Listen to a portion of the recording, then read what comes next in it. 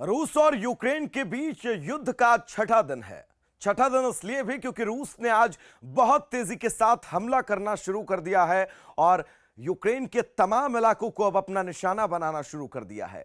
Kyiv के लिए आज का दिन बहुत ज्यादा महत्वपूर्ण है। महत्वपूर्ण क्यों है? दरअसल यूक्रेन की राजधानी कीव, जिस पर रूस पहले दिन से ही कब्जा करना चाहता है और रूस पर कब्जा करके वो यूक्रेन को घुटनों पर लाना चाहता है। लेकिन जब युद्ध का तीसरा दिन था, तीसरे दिन तक यूक्रेन की जो राजधानी कीव है वहां पर रूस जो है वो हमले करना शुरू कर देता है। तीसरे दिन तो यह लगा कि शायद कुछ ही घंटों में रूस कीव पर कब्जा कर लेगा, लेकिन उसके बाद जिस तरह से यूक्रेन ने पलटवार किया, यूक्रेन ने लॉ मार्शल लागू कर दिया और यह कहा कि जो नागरिक हैं वो भी हथियार उठा ले। नागरिकों ने हथियार उठाए। यह कहा गया यूक्रेन के राष्ट्रपति की तरफ से कि वो किसी भी कीमत पर सरेंडर नहीं करेंगे। सरेंडर की बात पर उन्होंने मना किया। मदद की बात पर उन्होंने कहा कि अगर किसी भी देश को मदद करनी है यूक्रेन को, तो आप अगर मदद करना चाहते हैं तो आप हमें हथियार दीजिए, हम रूस के साथ सीधा जंग लड़ेंगे। 3 दिन के बाद अगर बात करें तो पांचवा दिन यानी कि कल बातचीत होती है यूक्रेन और रूस के बीच। पहली बार यह बातचीत बेलारूस में होती है। यह लगा कि शायद बेलारूस में होने वाली इस बातचीत में कोई नतीजा निकलकर सामने आए। इस बातचीत के जरिए यह पता लग जाए कि आखिर रूस चाहता क्या है।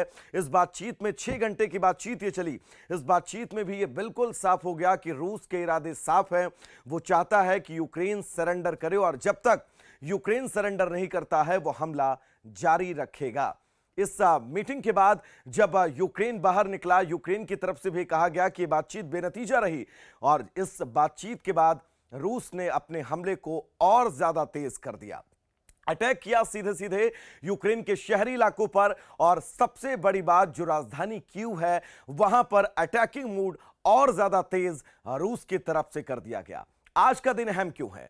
क्योंकि एक तस्वीर आज हमने अपने दर्शकों को दिखाई। सुबह से रिपब्लिक भारत वो तस्वीर दिखा रहा है कि तकरीबन 64 किलोमीटर लंबा सैन्य काफिला जो है वो कीव की तरफ लगातार बढ़ता जा रहा है। अब आप अंदाजा लगाइए कि 64 किलोमीटर लंबा सैन्य काफिला अगर होगा तो उसके अंदर कितनी गाड़ियां, कितने सैनिक और कितना युद्ध का जो सामान है वो होगा। बख्तरबंद गाड़ियां नजर आई, तोपें नजर आई और साथ ही टैंक तक इस काफिले में नजर आए। यह काफिला लगातार कीव की तरफ बढ़ता जा रहा है। अब तक राजधानी कीव पर हवाई हमले हुए, लेकिन अब कीव पर अगर जमीनी हमला होता है और सामने यानी कि नेक टू नेक फाइट होती है तो शायद कीव के लिए बहुत ज्यादा मुश्किल हो जाएगी। और इसीलिए भारत सरकार ने भी आज एडवाइजरी जारी की है और एडवाइजरी जारी करते हुए भारत सरकार की तरफ से कहा गया है कि अगर आप कीव में रहते हैं और भारत के नागरिक हैं तो जितनी जल्दी हो सके उतनी जल्दी आप कीव को छोड़ दीजिए।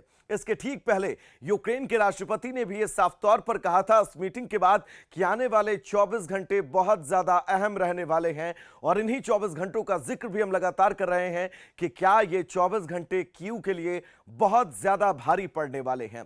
युद्ध लंबा खिंचता है तो रूस को भी परेशानियां होंगी, क्योंकि आर्थिक तौर पर रूस जो है उसको बड़े झटके लग रहे हैं। वैश्विक स्तर पर रूस जो है वो बैकफुट पर जा रहा है। युद्ध में तो जरूर आगे जा रहा है, लेकिन रूस वैश्विक स्तर पर बैकफुट जा रहा है। ऐसे में क्या रूस इस युद्ध को और लंबा खींचेगा और कीव में क्या आज होने वाला है, इसके लिए थोड़ा सा इंतजार जरूर करना होगा। क्योंकि बात अगर करें तो यूक्रेन के राष्ट्रपति का भी यह कहना कि 24 घंटे बहुत अहम है। भारत सरकार ने भी एडवाइजरी जारी की है कि जितनी जल्दी हो सके कीव छोड़ दे। तो आखिर कीव के अंदर क्या कुछ होने वाला है आज?